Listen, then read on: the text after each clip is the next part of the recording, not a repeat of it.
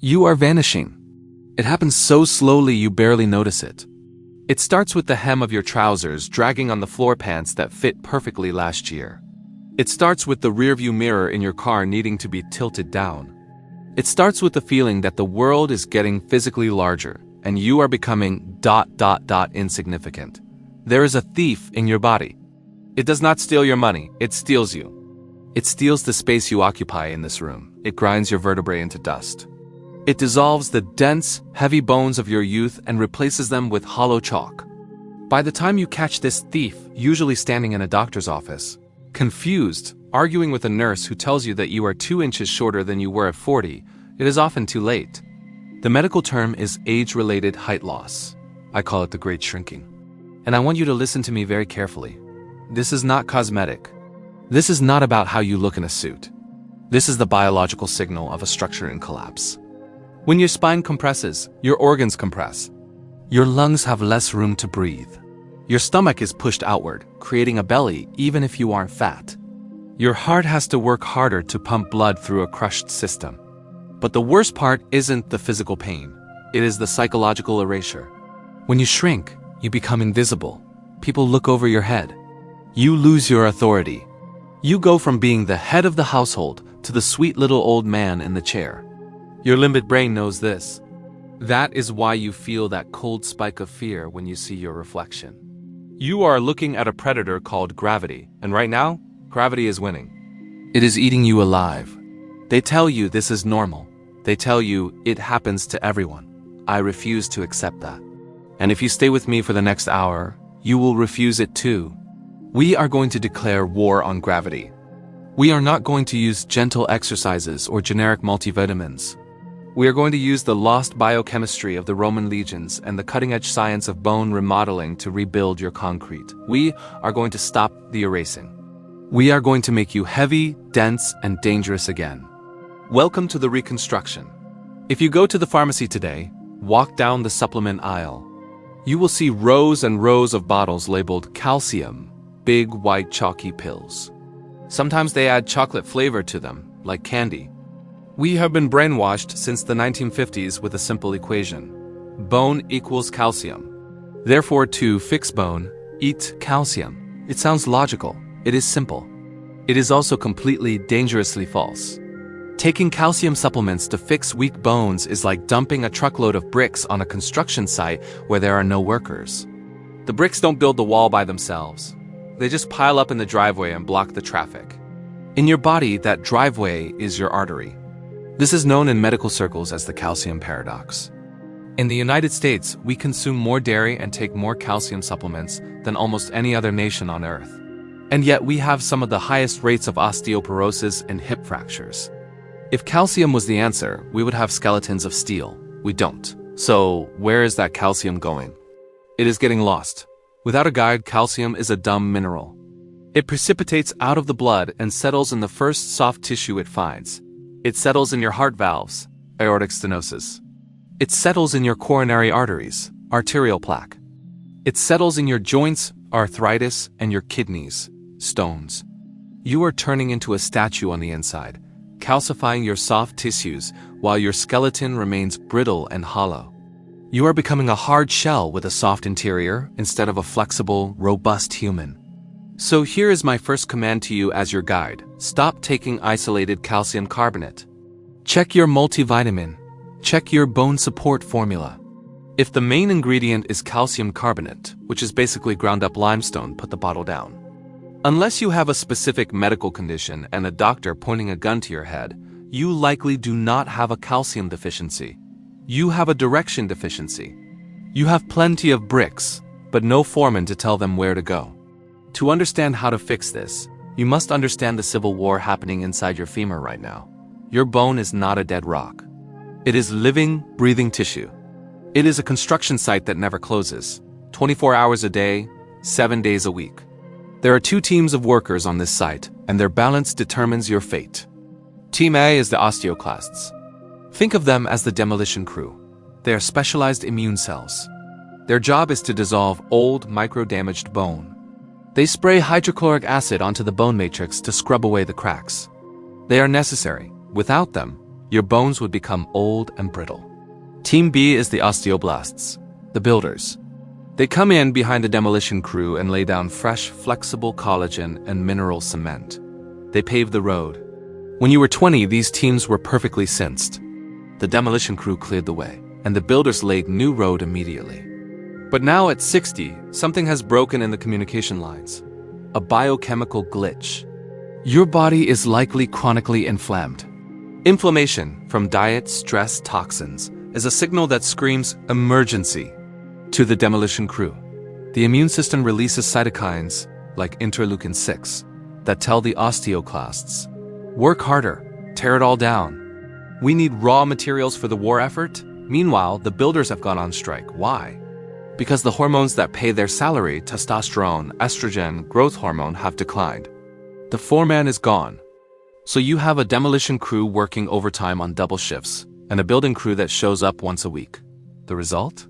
Pits, holes, honeycombs. The medical term is osteopenia or osteoporosis.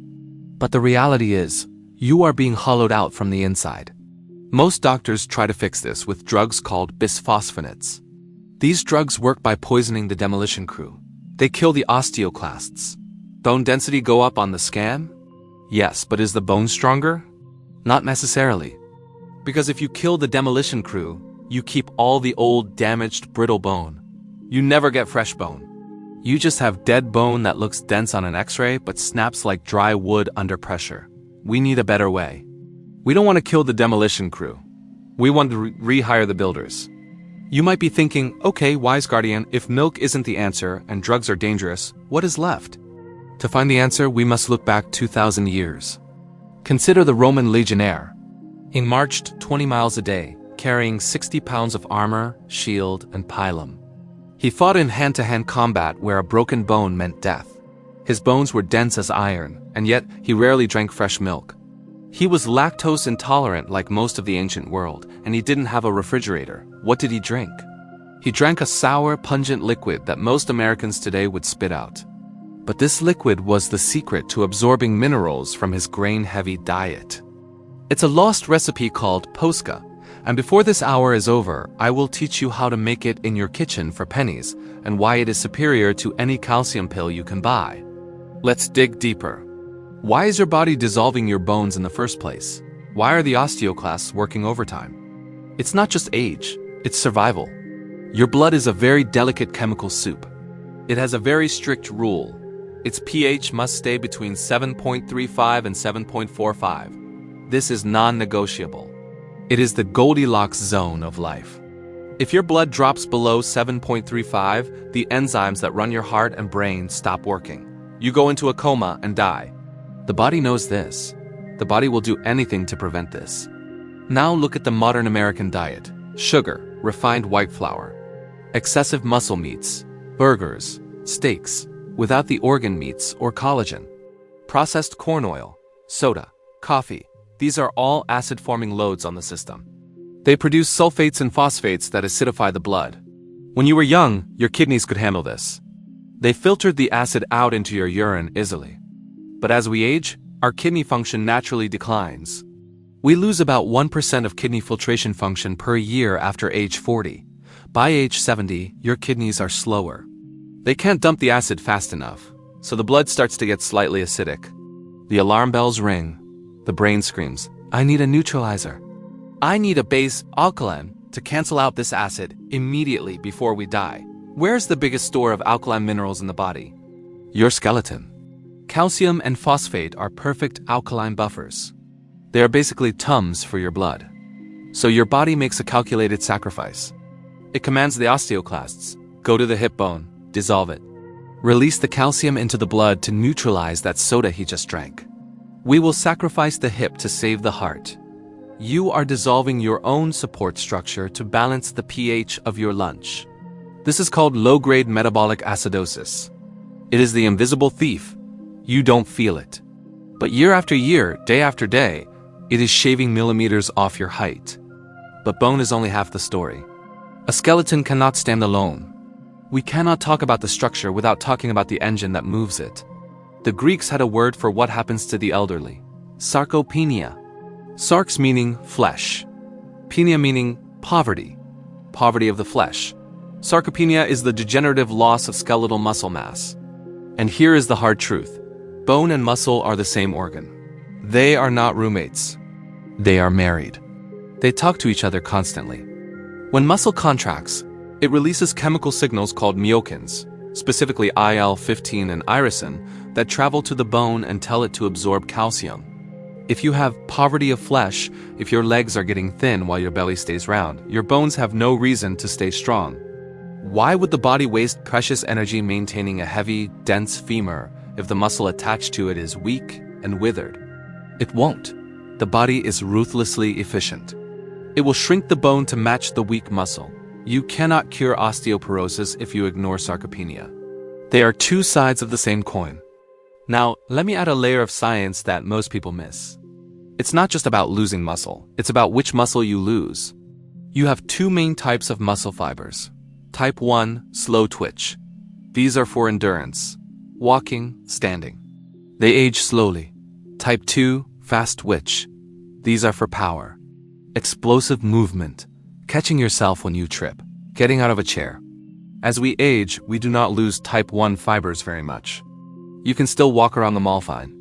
What we lose rapidly are the type 2 fast twitch fibers. Why does this matter? Because when you trip on a rug, you don't need endurance. You need speed. You need to shoot your leg out in 0.2 seconds to catch your weight. If your type 2 fibers are gone, your brain sends the signal, move leg. But the leg moves too slow. Thud, you fall. This is why gentle walking is not enough. Walking only trains type 1 fibers. It does not train the emergency brakes that save your life. This brings us to Wolff's law. Julius Wolff was a German anatomist in the 19th century who discovered a law of physics inside the body. He found that bone grows in response to the mechanical load placed upon it, but not just any load. It needs impact or torque. When you strike your heel against the ground, or when you lift a heavy object, the bone bends slightly. You can't see it, but microscopically, the femur bows. This bending creates a piezoelectric effect. Piezo comes from Greek, meaning to squeeze. When the crystal structure of the bone, the hydroxyapatite, is squeezed, it generates a tiny electrical spark.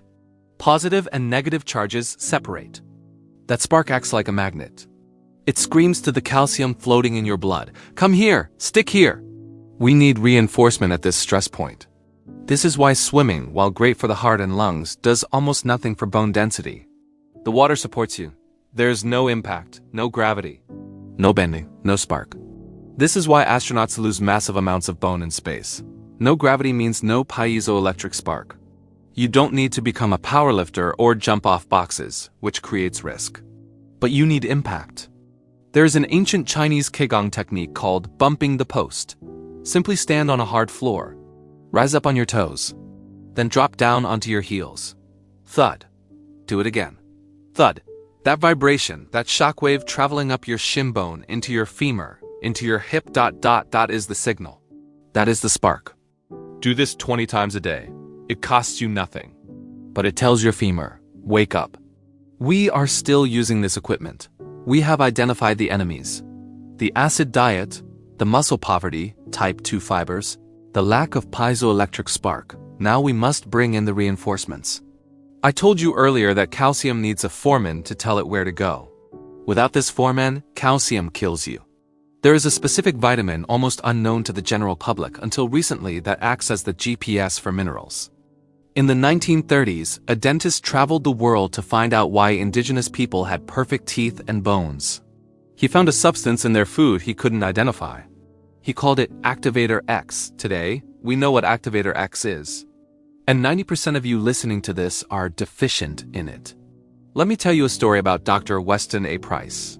In the 1930s, this dentist left his practice in Cleveland to travel the globe. He went to the Swiss Alps, the Scottish Hebrides, the African savanna, the Inuit in Alaska. He was looking for healthy populations. He found people with broad faces, perfect teeth, and bones so strong they rarely broke. He analyzed their diets. They were all different. Some ate fish, some ate dairy, some ate meat. But they all had one thing in common: high levels of fat-soluble vitamins. He found a specific nutrient in the butter of cows eating rapidly growing green grass and in the organs of sea animals. He called it Activator X. He proved that when he gave Activator X to his patients, their cavities healed and their bones hardened. For decades, science forgot about Activator X. Only recently did we rediscover it. We gave it a name, vitamin K2 menaquinone. Do not confuse this with vitamin K1. K1 is found in spinach and kale. It helps your blood clot so you don't bleed to death from a paper cut. That is important. But K1 does almost nothing for your bones. K2 is the miracle. Here is the mechanism. Your body produces a protein called osteocalcin. This protein is the glue that waits to grab calcium and stick it to the bone. But when your body makes osteocalcin, it is born inactive. It has no teeth. It cannot grab anything. Vitamin K2 is the carboxylator. It chemically modifies the protein, giving it teeth, carboxylic acid groups, to grab the calcium. At the same time, K2 activates another protein called matrix GLA protein, MGP, in your arteries. MGP is a street sweeper. It sweeps calcium out of the soft tissues. It is a dual-action miracle, out of the heart, into the bone. Why are we deficient? Because K2 comes from the fat of animals eating green grass, or from fermentation. Our ancestors ate butter from pasture-raised cows. They ate liver. They ate fermented foods. Today, our cows live in feedlots and eat corn and soy. They do not produce K2, unless you are eating natto, a slimy, fermented soybean dish from Japan every morning, or high-quality Gouda cheese. You are likely starving for K2. You need to supplement. It is hard to get enough from modern food. Look for vitamin K2 EUMK7. The MK7 form stays in your blood for 24 hours. The MK4 form only lasts 4 hours. The effective dose for reconstruction is usually between 100 micrograms, mcg, and 200 mcg. Crucial rule: K2 is fat-soluble. If you take it with black coffee and toast, you flush it down the toilet. You must take it with a meal that has fat: eggs, olive oil, avocado, or fish oil. Next, we meet the conductor, magnesium. You probably know magnesium helps you sleep or relaxes muscles. But for bones, it is the key to the ignition. You see, vitamin D, which we will touch on, gets all the glory. But vitamin D is useless without magnesium. Vitamin D is stored in your body in an active form, 25-hydroxy-D. To become the active hormone, 125-dihydroxy-D, that actually absorbs calcium, it must be converted by enzymes in the liver and kidneys. These enzymes are magnesium dependent. If you take high doses of vitamin D, which many seniors do, but you are low in magnesium, you create a bottleneck. You use up your last reserves of magnesium trying to activate the D. This leads to pseudo-vitamin D toxicity. You feel worse, not better. You get leg cramps, eye twitches, and heart palpitations. Stress burns magnesium. Sugar burns magnesium. Coffee burns magnesium. If you are a modern human, you are burning magnesium faster than you can eat it in spinach or almonds. Go to your cabinet. Check your magnesium bottle. Turn it around. Does it say magnesium oxide? If it does, throw it away. Magnesium oxide is cheap rock dust. It is only 4% absorbed. It mostly acts as a laxative. It will give you loose bowels, not strong bones. You want magnesium glycinate for sleep and calm, or magnesium malate for energy and muscle pain. These forms are chelated wrapped in amino acids, so your body recognizes them as food and absorbs them into the blood. Aim for 300 to 400 milligrams daily, preferably in the evening, as it calms the nervous system. Now let us return to the Legionnaire. Why did they have such dense bones without milk? They understood something modern medicine forgot. Acid drives absorption. The minerals in your food, calcium, magnesium, zinc, iron, are bound up in the fiber and protein of the food. To release them, you need a strong acid bath. Your stomach produces hydrochloric acid, HCl. But here is the cruel joke of aging. As we get older, our stomach acid becomes weaker, hypochlorhydria. If you cannot produce enough strong acid, you cannot ionize the minerals. You eat a steak rich in zinc and B12, but you only absorb a fraction of it. You eat spinach rich in magnesium, but it passes right through you. Worse, if you have acid reflux, you are often told you have too much acid. Paradoxically, many seniors have too little acid. When acid is low, The valve LS between the stomach and esophagus doesn't close tightly, allowing the little acid you have to splash up, so you take antacids, PPIs. These drugs kill your stomach acid completely. This is the final nail in the coffin for your bones. Studies show long-term use of PPIs is linked to higher fracture risk. You simply cannot build bone with a neutral stomach. The Romans drank Posca, water mixed with wine vinegar. I want you to reintroduce the acid. Before your biggest protein meal of the day, usually dinner, take 1 tablespoon of apple cider vinegar and a small glass of water. Drink it. This acid primes the stomach. It lowers the pH, signaling the valve to close tight, stopping reflux, and ensuring that the minerals in your food are stripped and absorbed. The acetic acid also has a secondary benefit. It blunts the insulin spike from your meal, and since high insulin causes you to excrete magnesium. This is a double win. So we have the GPS-K2, the conductor, magnesium, and the vehicle, vinegar. But we are missing the final piece. The golden nugget. There's a trace mineral that has almost disappeared from our soil. It is not a vitamin. It is basically rock dust. But in clinical studies, this cheap, ignored mineral was shown to double the half-life of your sex hormones, testosterone and estrogen, in just 1 week. It is the ultimate anti-shrinkage agent. And almost no doctor talks about it. Before I give you the gold, I must warn you about the one thing that will undo all your hard work. The process is called glycation. Imagine dipping a cotton thread in sugar syrup and letting it dry. It becomes stiff, brittle.